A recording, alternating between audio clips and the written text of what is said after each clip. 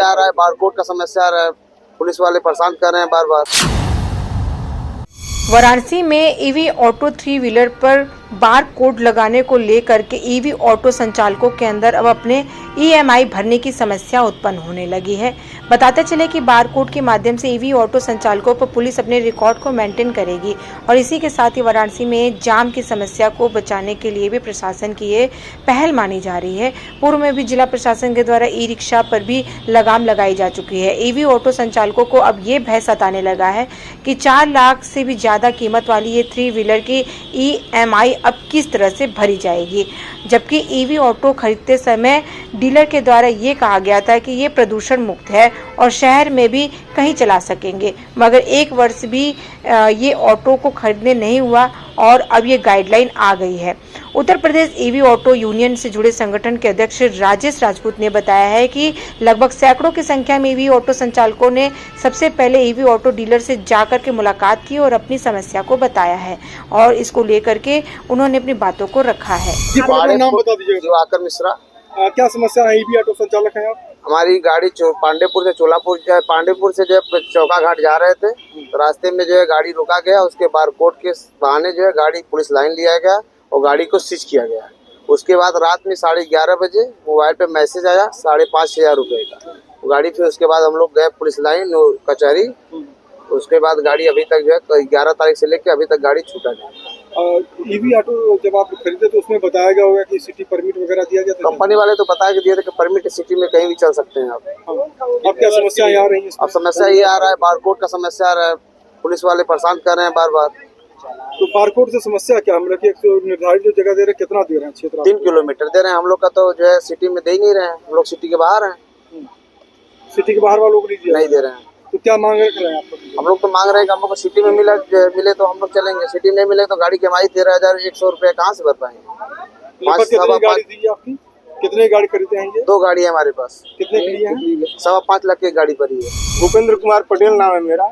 मेरा माननीय पुलिस यातायात पुलिस कमिश्नर से एक निवेदन है सर, जो अब तक इलेक्ट्रिक ऑटो निकल चुकी हैं उनको शहर में चलने दिया जाए।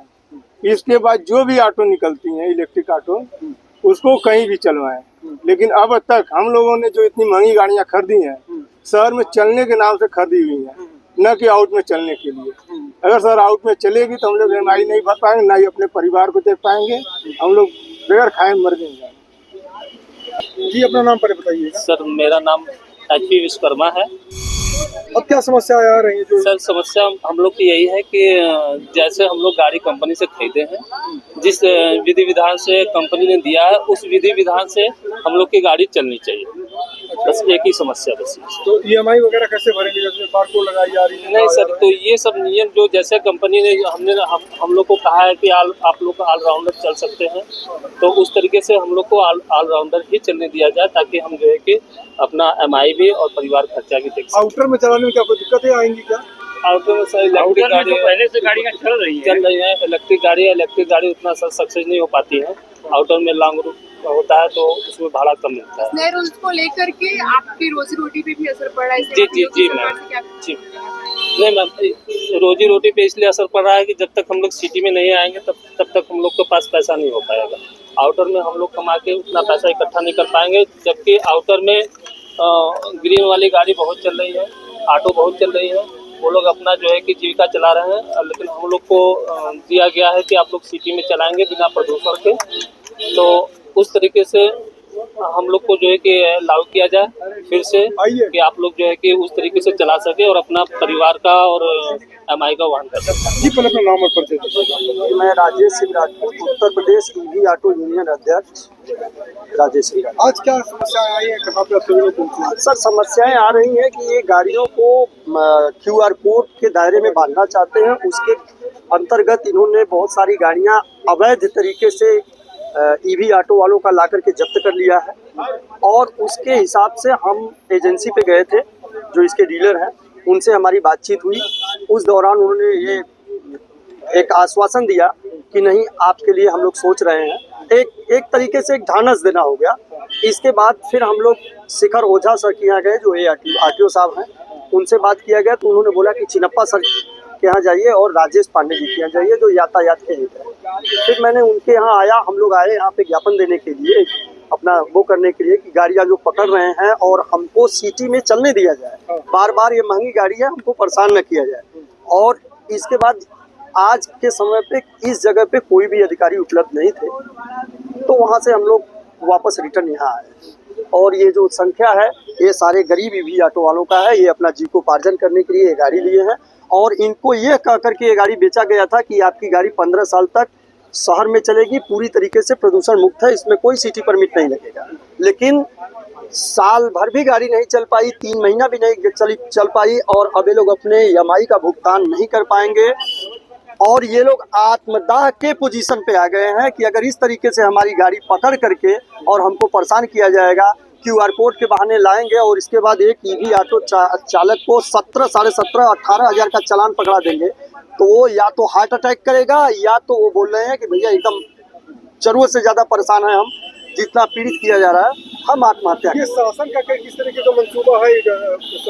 तो शासन का सब इसमें हम क्या कर सकते हैं, गरीबी मत हटाओ, गरीबों को हटा दो। और अब उन्होंने सब्सिडी के तहत इस गाड़ी यही चाहता है कि गरीब को मत हटाओ। इस गाड़ी को उन्होंने सब्सिडी के तहत उतारा, इस गाड़ी को उन्होंने सब्सिडी के तहत उतारा, 40-50 हज़ार की सब्सिडी उन्होंने दिया। तो उनका एक मुद्दा था कि शहर को प्रदूषण मुक्त करना है। जाने लगी 5 रुपये जी, पहले अपना नाम बता दीजिए। मेरा नाम संतोष चौरसिया है।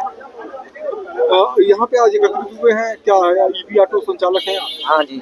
क्या समस्या है? क्या है? समस्या है सर कि हमको बोला गया रथ यात्रा चौराहे पे पकड़ के गाड़ी चलिए, बारकोड लगेगा, वहाँ से लेके आया गया पुलिस लाइन में गाड़ी खड़ा कर दिया गया। इसके बाद बोला जा रहा है कि आप गाड़ी यहाँ खड़ा कर दीजिए, आप जाइए घर। अब फिर घर जैसे ही शाम को पहुँचता हूँ तो मेरे गाड़ी पे 12 हज़ार का चालान कटा है, और वहाँ पे टोटल लाइसेंस, गाड़ी का कागज टोटल मेरा ओके, उसके बावजूद भी बोल रहे हैं कि जाइए कोर्ट से अपना गाड़ी छुड़ा के सीज हो गई है। कितने वर्ष पुरानी है गाड़ी? गाड़ी 10 महीना हुआ है सर।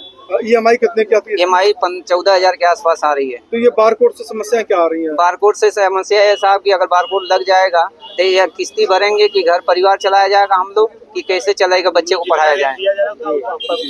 क्या बारकोड जो लगाया उसका एक निश्चित दायरा है, तो क्या उसी निश्चित दायरे में आपकी कमाई नहीं हो पाएगी? नहीं हो पाएगी साहब। 3 किलोमीटर में क्या चलाएगा आदमी, क्या गाड़ी का किस्ती जमा करेगा कि घर चलाएगा, बताइए सर।